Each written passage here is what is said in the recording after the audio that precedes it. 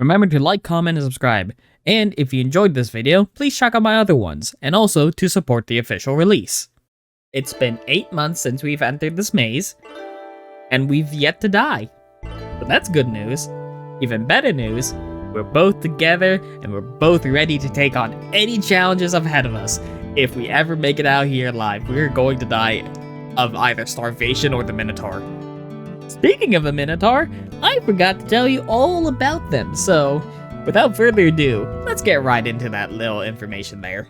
The Minotaur belongs to the family of Minotaurs all of its own, although it is a beastman-type monster girl. Its habitat is grasslands and dungeons, such as those found in caves and labyrinths. Its nature is aggressive and violent, and its diet is omnivorous. It favors meat. The Minotaur is a beastman with cattle characteristics. Minotaurs are monster warriors known to wield gigantic weapons with formidable ease. They are rough in temperament and tend to act as they please without careful thought. For this reason, they are very dangerous. When a Minotaur sees a man who meets her fancy, she immediately charges and takes him for her own. The Minotaur's endurance is boundless, and she delights in violating men with as much force as she can muster. Thus, a man caught by a Minotaur must resign himself to submission until he faints from exhaustion.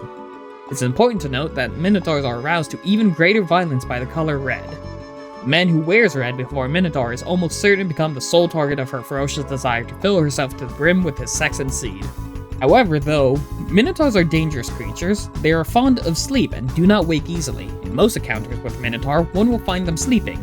They spend most of the day in slumber, even right after eating or having sex. Minotaur is likely to doze off with her sexual partner still in her arms. The man may find himself unable to escape and is thereafter treated as her husband. Minotaurs are highly indolent, rarely showing interest in matters other than food, sleep, and sexual intercourse. The only 3 things they are truly passionate about.